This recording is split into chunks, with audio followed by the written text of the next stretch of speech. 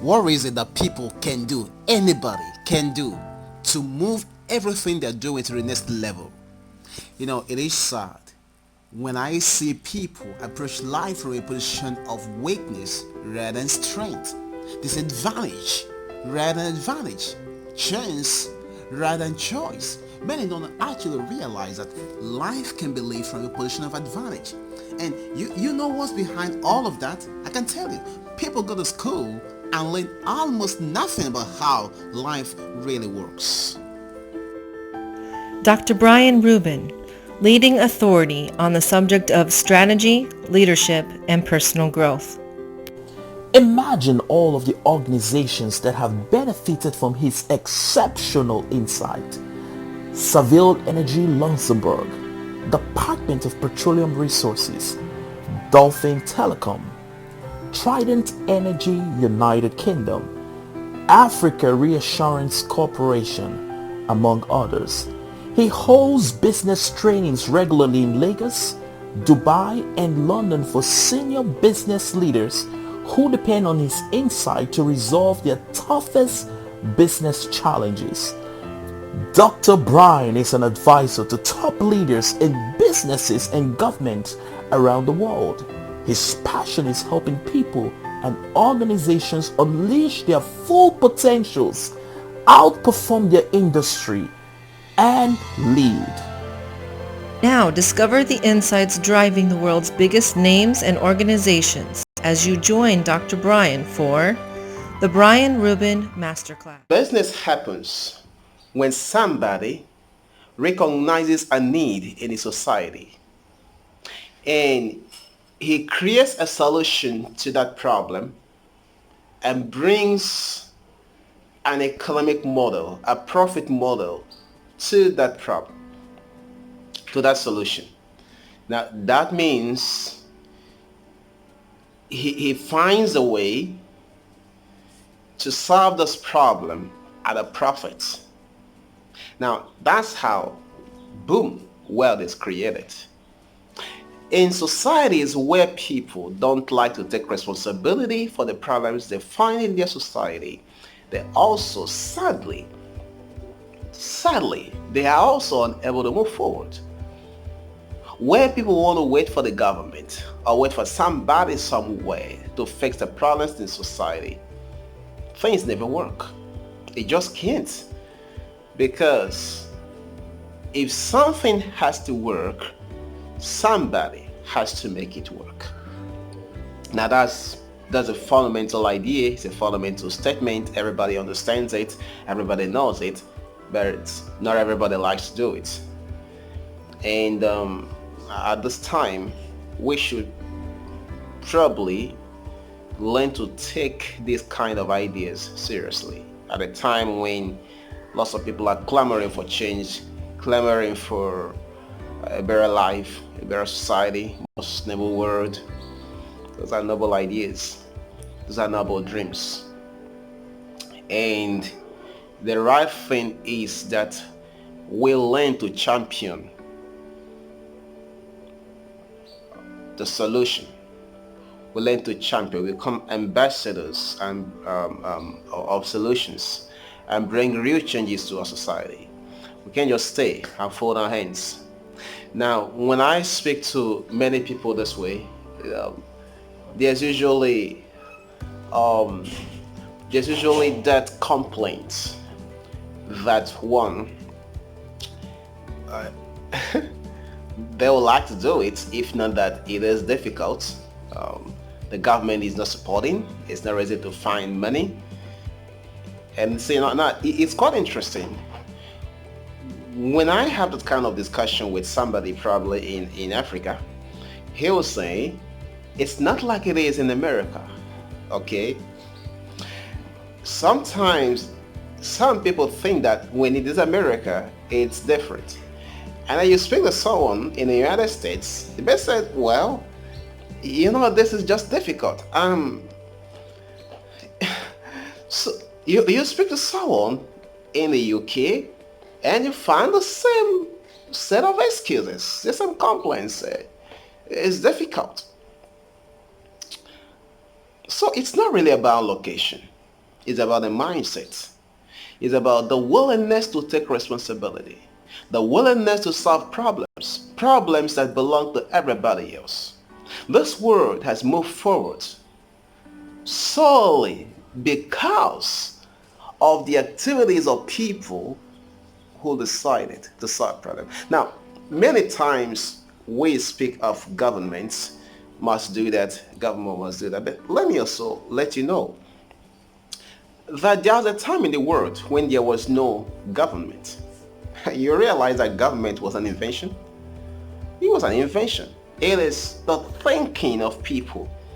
People thought to organize the society in a way that it can be governed, it can be managed.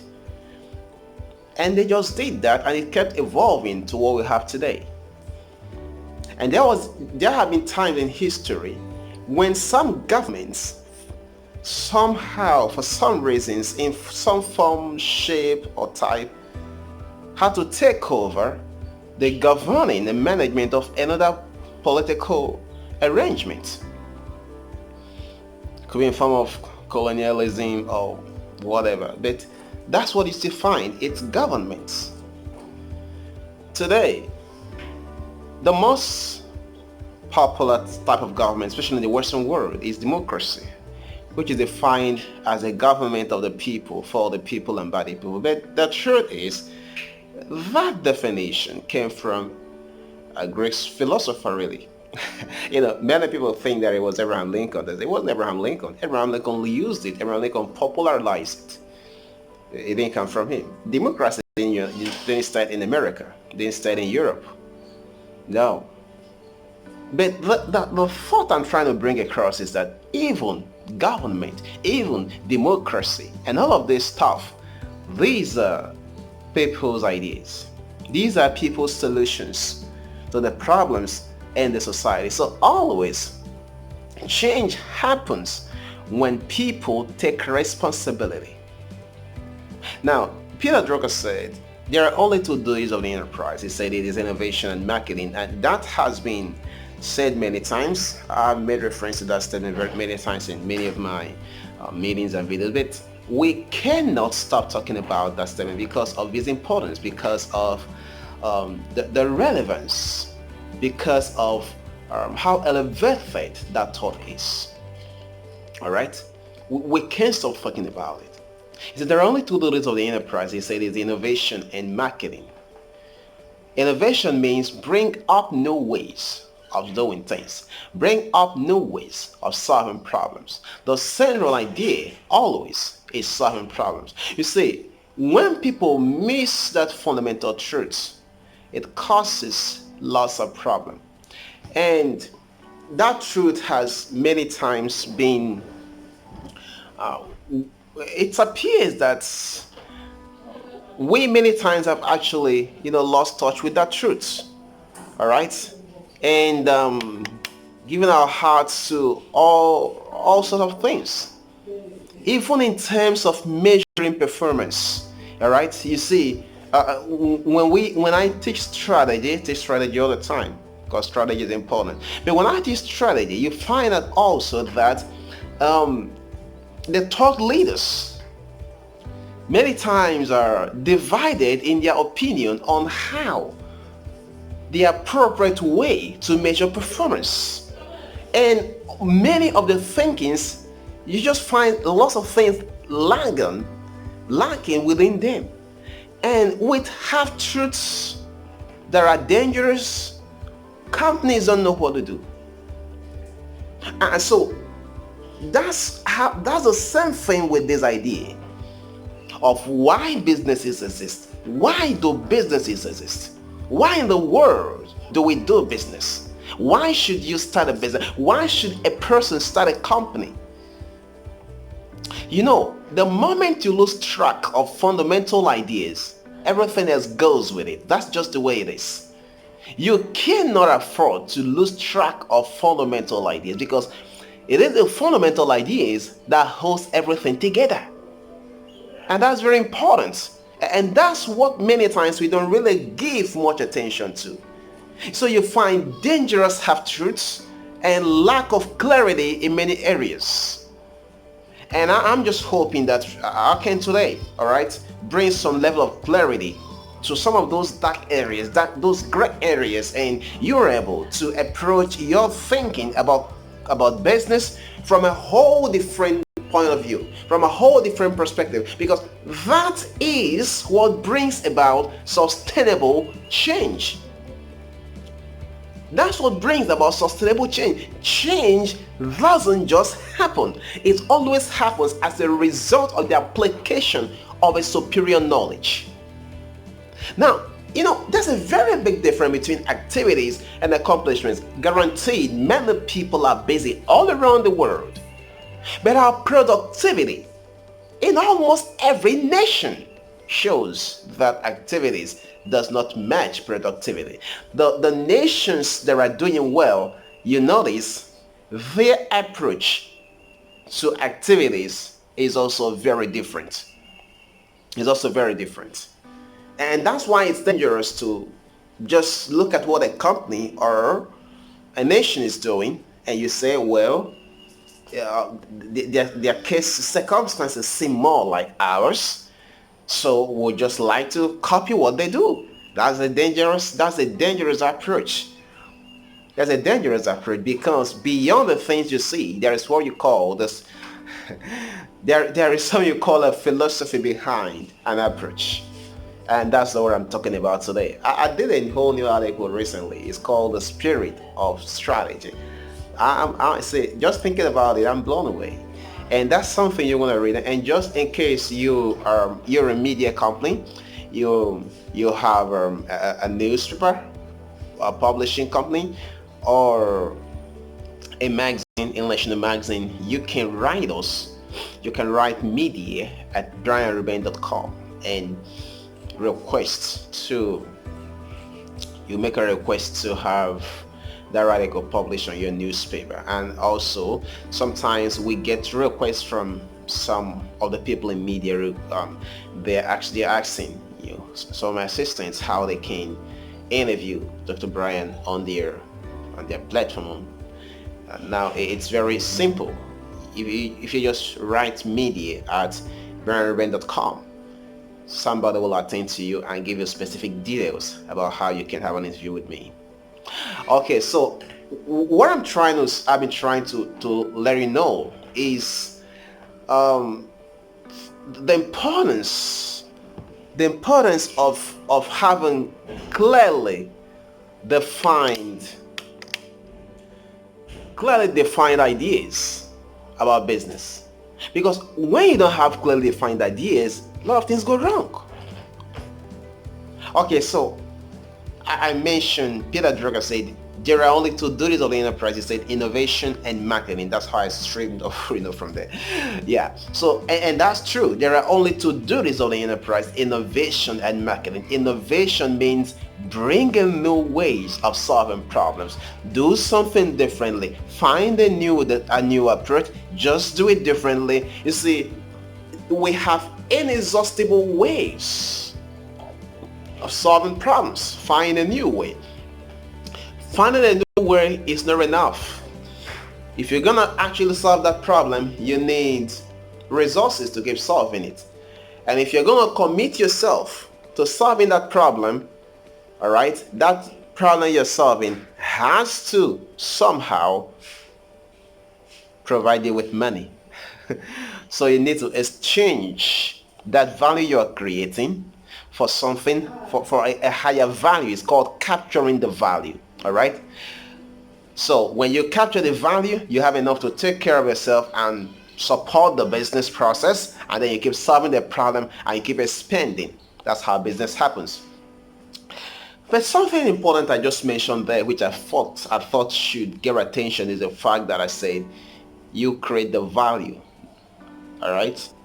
You cannot capture a value you haven't first of all created, at least not for long. You're a fake business person. You have a fake company when you try to capture a value that does not exist. You'll be deceiving people and you can't be there for long. Now, it is important that you understand that, all right? You can't capture a value that doesn't exist. That's number one. In another video, I will talk to you about how to create value that gains an advantage. Because you see, I remember some time in Nigeria when the Nigerian government was trying to ship 2 bags of yam to the UK. And, or was it UK or United States? I don't know exactly, but they were trying to ship 2 bags of yam. And by the time the yam will arrive, for some reasons, they all got spoiled. I think it's important to understand that selling commodity doesn't give much of an advantage. You need to learn to develop what you call enhanced value. Enhanced value. Enhanced value is that which is superior thinking and technology has gone into. So it becomes complex value. And I would like to dedicate time talking to you about complex value. You have that in something like the Becton Dickinson needle. Now Becton Dickinson makes epidemic needles, and they control 65% of the market in North America, and their needles sell at 60% higher than their closest competitor. Now that's to say, if the standard price for needle is $1, that of Becton Dickinson sells for $65. Now that's needle we're talking about. Why would that happen? Well, it only happens because they have a complex product. They stored a value within that product. The value they stored in that needle includes product liability insurance. I can go into all of the details now, but that's it. And you find a company, you find a product like the Packer pen. You know how much Packer pen is sold. Now, why would someone spend a lot of money to buy pen? Well, because it's not just about the pen, it's a complex value. They stored luxury gifts within the Packer pen. So it's not just about writing. Packer pen is not a writing implement. Packer pen is a luxury gift. So what they did was to store luxury gifts as a value within the Packer pen. The implication is that products are packets or stores of value, and you can store whatever value you like within any product. Now that is the way to think about value creation. That is the way to distinguish the value from others. That is a confusion that many people have. Alright? Now, so I have spoken to you about the importance of business in a society. And what I'm trying to do is to bring some fundamental understanding about the role of business and how to actually play that role. Alright? So because the moment we get things mixed up, it becomes a problem. I know I also did mention about, I think I should speak about it briefly. I know I talked about measuring performance. Alright? Measuring performance is really important. The reason I'm talking to you right now is because I wanted to have superior performance. When you have superior performance, you can solve my problems. But having superior performance has to mean that it means you are performing others. But how do you measure these outperformance? By the pounds value, or pound sterling and dollars? Is that how you measure the performance? Well, generally, in business, we try to look at the return on the capital invested, and that is huge. So returns on invested capital, I beg to disagree with anybody who wants to limit that to financial capital. I beg to disagree. So I like to look at it in a more expensive way. And now I'm thinking about where are the human resources, where is the quality, where is the capacity of the people within the organization. And capacity, I'm talking about their exposure, the knowledge of the work, the relationship. This is what I'm thinking about. I'm looking at this whole thing from the perspective of foregone alternative. There is my perspective in that. From the approach of the foregone alternative, the opportunity cost. So there is that financial in one area, but there is more. Now, oh my God. So because if we've got the best of brains working, all right, we need to look at the value those people are supposed to be able to pull out of the assets we have installed in the factory. You see, air conditioners, computers all have values locked within them.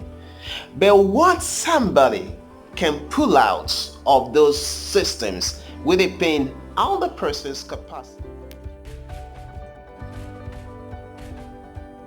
Hello everyone, my name is Dr. Brian and I want to talk to you about our strategic cram schools. Now, the purpose of this strategic cram school is to set you off very quickly in strategic thinking. You see, one thing you should always understand is that there is no guarantee that the environment would be wonderful. Many times, business people complain that the reason for lousy performance is turbulence environment. But you see, turbulence, change, chaos are things that will necessarily happen. These are the things that make the business place, the competitive environment uncertain. Now, the problem we have today is that the rate of those changes is even more serious. It's pretty serious. But you see, when the rate of change outside the organization is faster than the rate of change within the organization, corporate demise is inevitable. It's a matter of when it will happen. So you as a business person, as a leader, as a manager, should ensure that you and your organization are changing faster than the environment. As a matter of fact, you cause the environment to react to you, not necessarily you reacting. Now, to make this happen, the foundation is to have a firm handle on the fundamental ideas of strategy. And that's the reason behind Strategy Cram School with Dr. Brian, which I lead every week for business executives all around the world. You can register from anywhere, and registration is free, participation is free. All you have to do is contact the lines on your screen right now, or send an email to get registered, or click on the link that is on this post. Once you do that, you are good in. My assistants will respond to you and you'll be part of the class. Every week we are discussing fundamental ideas, things that will enable you outpace the competition. Now, all you have to do right now is to call the number on your screen. Going forward is we need to talk about something briefly, and it is the fact that companies, businesses, every company exists within an industry. All right, and every industry at any particular point in time will be worth certain value. Now this is important. All right, what's important here is to understand that businesses exist to create value. That is established. Now, it is the value you create that you can capture. That is established. You need to measure value created from the perspective of the capacity of the machine, the human resources, the financial capital invested. But also, beyond all of this, you need to understand that every industry is worth certain value in financial sense of it. That means the amount in dollar terms that can be captured from that industry. It could be $50 billion, it could be $500 billion, it could be $10 trillion, or anything. But whatever is the case is the fact that every industry is worth a certain amount of dollars in value. And an industry is defined not just by the key people who producing goods and services. So you have Wells Fargo, you have JP Morgan Chase, and and these are focus on the same kind of problems, right? They're the banking industry. But beyond them, you have regulators, and you have customers, and then you have suppliers, and then there are substitutes. So think about, so in every industry you have what you call forces. It was Professor Michael Porter that described what he called the forces of the industry. All right, forces of he called it the 5 competitive forces. And there he identified bargaining power suppliers, bargaining power buyers, substitutes, barriers to entry, and the rivalry within that industry. All of these are forces. Now, these things I just mentioned now defines or determines the attractiveness or otherwise of the industry. Their interaction could make an industry lousy, or it can make it attractive. All right?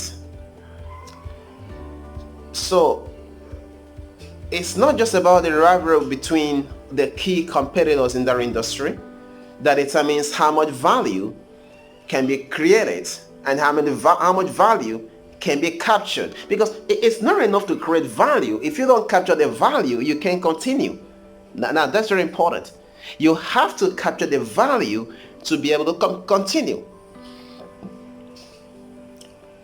So when value is created, lots of people come together to make value, ensure that value is created, and also that value is captured. For example, you have suppliers who supply resources, goods, raw materials, logistics, and all of these things to people in that industry. You have them that includes the labor for market, labor unions. These are suppliers. All right. And then you have something like the government making policies. You also have technology. Now, if an industry is very attractive and the cost of entering into that industry, all right, the barriers to entry, that's something called barriers to entry in every industry. And in barriers to entry, you're looking at, it could be technology, it could be costs, it could be government policy. All right. There was some time in Nigeria, for example, when you had over 89 banks, and none of these banks was worth anything significant. They couldn't even compete with one bank in South Africa. All of them put together. It was that crazy. All right. And then a German came in. He was the CBN governor at the time, Professor Soludo, and he did some kind of reform, and they insisted that every bank must have a minimum of 25 billion naira. Yeah, am I correct? Yeah, 25 billion naira to be able to operate to have a license to operate. That has never happened before. So I'm not going to go, the details of how they were able to manage that is not for as important. The important thing is that it saw lots of banks exit the industry. So because the barrier had been raised, and it also saw lots of people who would have loved to go into the banking industry become unable to do that because the barrier has been raised. Now, if the barrier has been raised, it means that the value created within the industry will be shared by fewer banks. Now you get the point. Be shared by fewer banks. Excuse me. But the share that each of the banks will get will depend on another very important thing, and it's called the strategic positioning of that company within their industry. So superior performance depends on two things. See, superior performance means you are capturing more value than others, outpacing the competition, because many times I talk about outpacing your competition. Outpacing the competition means you are capturing more value than other people are doing. All right? To be able to do that, it has to be, first of all, that the structure of the industry is attractive. Because if it's not attractive, the value you create can be taken away by the bargaining power of suppliers. It can be taken away by substitutes. You see, because there are substitutes to your products, there's not a lot you can do. If you do a lot, people will buy. And value not sold is value lost. So you can't capture it.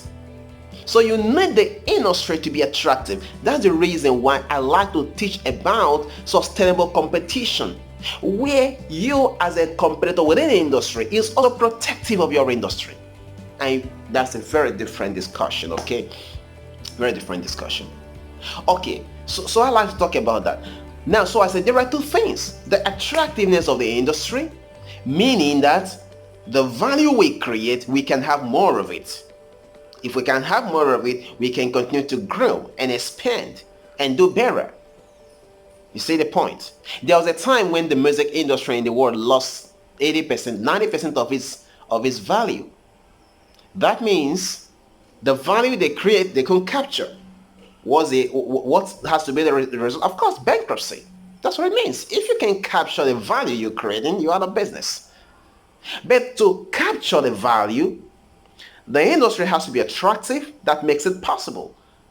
The reason is because, for example, if the barriers to entry in your industry is very low and people are flooding into their industry, the value you create will be shared by more people.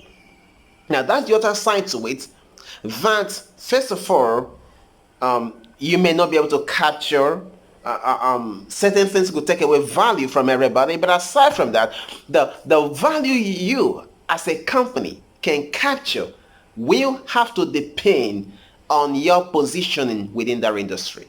So two things: the attractiveness of the industry and your positioning, your strategic positioning within the industry.